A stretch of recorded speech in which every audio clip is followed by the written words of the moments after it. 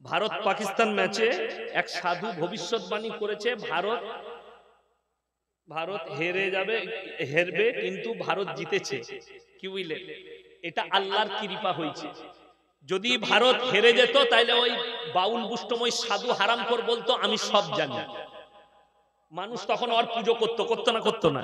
তো তার মুখে ঝাঁটা মেরেছে কে? আমার আল্লাহ। কে মেরেছে? আমার আল্লাহ।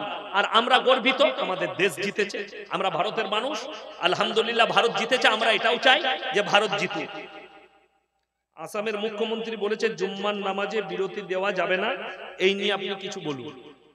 আসামের মুখ্যমন্ত্রী তো বলেছে আমরা 4টা করে বউ রেখেছি। কি জানি ও জানে। পাগলে কি না বলে, ছাগলে কি না খায়। তবে জেনে রেখে দিবে, যারা জালিম হবে আল্লাহ তাদেরকে ধ্বংস করে দিবেন। মাজলুমের উপরে জুলুম করলে, আসামের মুখ্যমন্ত্রী যদি মনে করে মুসলিমদের উপরে জুলুম করে আমি বেঁচে যাব, তাকে বলবো একবার হাসিনার দিকে তাকিয়ে দেখো, সিরিয়ার প্রেসিডেন্টের দিকে তাকিয়ে দেখো। কথা বলে রাঁধা ভাত আল্লাহ হাসিনাকে খেতে দেয়নি। তাকে বলবো শ্রীলঙ্কার দিকে তাকিয়ে দেখো, আন্ডার প্যান্ট ছিঁড়ে দিয়েছে। তো তুমি রেডি থাকো, তোমার কবে ছিঁড়ে? তোমার ভক্তরাই ছিঁড়বে। আর কি বলবো জানেন, আমাদের দেশে গোবর ভক্ত আর মুতখোর, এদের জন্য আর কি বলবো। বড় কষ্ট লাগছে। আমি দেশটাই বাস করছি। কুম্ভ মেলা হয়েছে না হয়নি? কুম্ভ মেলায় অনেক আমাদের দেশের ন্যাংটো সাধুরা ঘুরছিলেন, ঠিক কিনা? হাজির হয়েছে। যাই হোক, ওটা ওনাদের ধর্ম। কিন্তু দুঃখটা আমার এক জায়গায়, যে আমাদের দেশে একটা ন্যাংটো সাধু ন্যাংটো হয়ে ঘুরতে পাবে, কিন্তু একটা মুসলিমদের মেয়ে বোরকা পরে ঘুরতে পাবে না, তাকে কোর্টে যেতে। কতটা বুঝতে পারেননি? চ্যানেলে ঝামেলা চলছে, डिबेट চলছে, क्यों मुसलमान बच्ची को बुर्का पहनाया जाती है, क्यों इनको हिजाब पहना रहे हैं, ये तो जुल्म है लड़कियों के ऊपर। अरे मेरे दोस्त, तो तुम नंगा घूमो यार, तुमको किसने मना किया? तुम नंगा घूमो। जे मेरा बोलছে মুসলিমদের মেয়েদিকে জোর করে হিজাব পরানো হচ্ছে, তোমাকে বলবো তুমি ন্যাংটো ঘুরে বেড়াও। উর্ফি জাবেদ বলে একটা মেয়ে আছে, জানে, মুম্বাইয়ে, সে সবসময় ন্যাংটো ঘুরে বেড়ায়। আমরা কোনো প্রতিবাদ করেছি? সে ঘুরি পাতা, সে তার জবাব আল্লাহকে দিবে, আমরা আমাদের জবাব আল্লাহকে দেব। আচ্ছা বলুন, উর্ফি জাবেদ আমাদের চলার পথ না আল্লাহ রসুল চলার পথ? আল্লাহ রসুল সাল্লাল্লাহু আলাইহি সাল্লাম। তাইলে আপনি এদের দিকে, গোবরখোর মুতখোরদের দিকে ধ্যান দিবেন না। কি বুঝলেন? আচ্ছা, কেউ মুত খাচ্ছে, দিয়ে একজন বললে মুত খেলে করোনা ভালো হবে। এই দেখবেন মোবাইল গুলোতে যখন করোনার সময় চলছিল, তখন দেখবেন ফোন করলেই একটা রিং বেজে উঠছিল। কার গলা? অমিতাভ বচ্চনের। आप लोग कोरोना से बचिए, अपना घर से मत निकालिए। ও হারাম করে দিয়ে করোনা হইল। নাকে অক্সিজেন লাগিয়ে হারাম করে হসপিটালে শুয়েছিল লীলাবতীতে। কি ব্যাপার বলে অমিতাভ বচ্চনের করোনা হয়েছে। তাহলে ওর আর অ্যাড দিয়া চলে না। আর আমাদের হয়নি কেন বলুন? শুনেলেন, এই মৌলবীদের হয় নাই। তার কারণ আমরা বিশ্ব স্বাস্থ্য সংস্থার কথা মেনে চলেছি। ওয়াও, বিশ্ব স্বাস্থ্য সংস্থা বলেছিল যারা বেশি বেশি হাত মুখ পা ধৌত করবে তাদের কোনোদিন করোনা হবে না। আমরা 5 ওয়াক্তের নামাজ পড়ি না? হাত ধুই না, মুখ ধুই না, পা ধুই না। জোরে একবার বলুন সুবহানাল্লাহ। আমরা 5 ওয়াক্তের নামাজে 5 বার চেহারা ধুয়েছি, করোনা আমাদেরকে স্পর্শ করেনি। আমাদের দেশের স্বরাষ্ট্রমন্ত্রী সাহেব অমিত শাহজি কাঁচের ঘরে বসছিল, চারিদিকে ঘেরা, টিভি লাগানো, হাতে মুঞ্জা, মুখে মাস্ক, চারিদিকে দেখছিল কোথায় কি চলছে। বাইরে বেরোনোর ক্ষমতা নাই। আর আল্লাহর কৃপায় বাইরে বেরিয়ে এলাকায় ঘুরে মানুষের সেবা করেছে, আর হাত ধুয়ে উজু করে নামাজ পড়েছে। আমি বলছি, নামাজ হচ্ছে মারাত্মক জিনিস। সূরা ফাতিহা হচ্ছে সমস্ত রোগের শিফা। উজু করুন। আচ্ছা বলুন, আপনাদের কি মনে হচ্ছে আমি কোনো ক্রিম ব্যবহার করেছি? স্টেজে যখন এসেছি ফেয়ার এন্ড লাভলি লাগাইছি নাকি? তবে আমার সঙ্গে মেকআপ ম্যান এসেছে, এই মৌলবীর গালে হাত দিয়ে দেখুন, ইনি ফেয়ার এন্ড লাভলি লাগাইছে? লাগাই নাই। আমাদিকে কিচ্ছু লাগাতে হয়নি। আমাদের কাছে সব থেকে দামি ক্রিমটা আছে পৃথিবীর, সেটা হচ্ছে 5 ওয়াক্তের নামাজে 5 বার উজু। যারা 5 ওয়াক্তের নামাজি হবে আল্লাহ তাদের চেহারার নুরানিয়াতকে বাড়িয়ে দিবেন। জোরে বলুন সুবহানাল্লাহ। আপনি 5 ওয়াক্ত, যারা যুবক আছেন তাদেরকে লাস্ট কথা বলবো, তুমি যদি মুমিন চিনতে চাও, কি বললাম? মমিনা মেয়ে কে আছে এটা যদি চিনতে চান, খালি বলে দেন যে ছেলের সঙ্গে তোমার বিয়ে হবে সে দাড়ি রেখেছে, দাড়ি আছে, 5 ওয়াক্তের নামাজি। যে মেয়ে বলবে দাড়িওয়ালা নামাজি ছেলের সঙ্গে বিয়ে করব না, জানবে ওই মেয়েটা মমিনা হতে পারে না। আমার অন্তরের বন্ধু, অনেক মুসলমান চাষের বাহানা দিয়ে রোজা রাখেন, তাদেরকে কি বলবে? আল্লাহু আকবার। দেখুন 2 বছর আগে একটা ফটো ছেপেছিল আনন্দবাজার পত্রিকায়।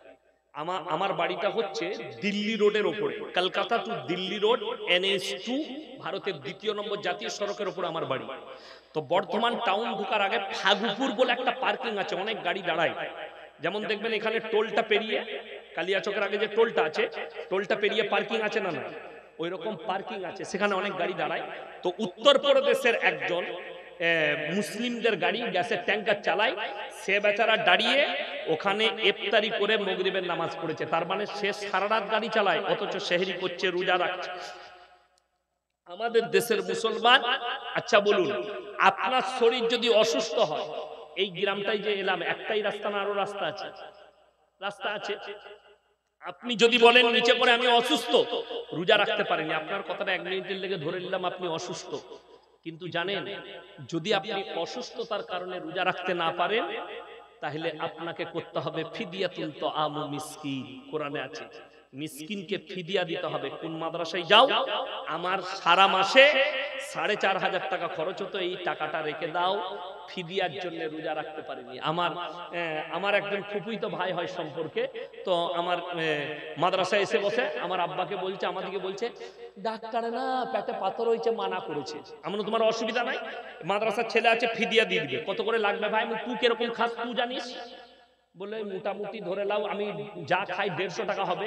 আমরা 4,500 টাকা দিয়ে দিই। প্রথম রমজানের দিনই দেখছি সেহরি খেয়ে ফজরের নামাজ পড়তে চলে এসেছে। আমি, তুই যে বললি রোজা রাখতে পারবো না, না ভাই যা হবে রেখে দেবো, যে টাকা বলেছি। এই আমি বলে যাচ্ছি, যারা চাষের বাহানা দিচ্ছেন, হবে না, টাকা দিতে হবে, মাদ্রাসায় টাকা পৌঁছাবে মলি সাহেবের কাছে, যে আমার রোজা রাখার টাকা। দেখবেন একটা মালও আর ছাড়বে না রোজা, আমি খাবো। আল্লাহ মাফ করুক আপনাদেরকে, আমাদের সকলকে। রোজা কেউ ছাড়বেন না। ইচ্ছাকৃতভাবে কেউ যদি একটা রোজা ছাড়ে, সারা জিন্দেগি রোজা রাখলে একটা রোজার মাসুল দিতে পারবে না। ওই জন্য রোজা অবশ্যই রাখবেন, রোজা ছাড়া যাবে না। আপনি আল্লাহর কাছে কি জবাব দিবেন মরণের পরে? আপনি বলুন, অন্তরের খবর আল্লাহ জানেন না? জানেন না? কথা বলে না, অন্তরের খবর আল্লাহ জানেন না? আল্লাহ অন্তরের খবর জানেন।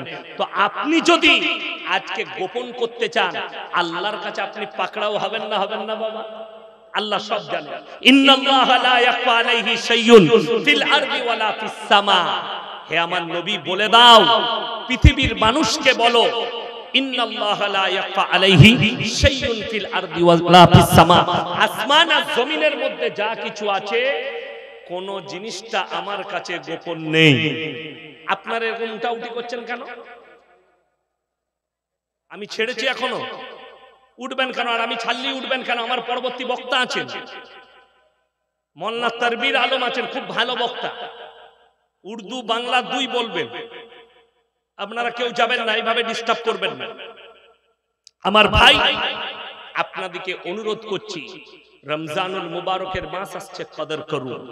আল্লাহ রাসূল সাল্লাল্লাহু আলাইহি সাল্লামকে জিজ্ঞেস করলেন সাহাবীরা, ইয়া রাসূলুল্লাহ, সবথেকে কোন আমলটা বেশি করব? নবীজি বললেন, বেশি বেশি করে কোরআনের তেলাওয়াত করবেন। কোরআনের তেলাওয়াত, এক একটা হরফে 10টা করে নেকি পাবেন।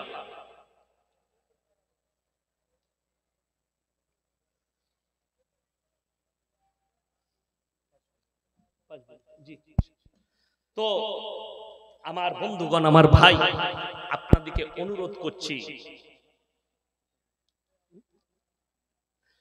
আমি আপনাদেরকে অনুরোধ করছি সকলকে, রোজার মাসে বেশি বেশি করে কোরআন তেলাওয়াত করবেন। জোরে বলুন ইনশাআল্লাহ।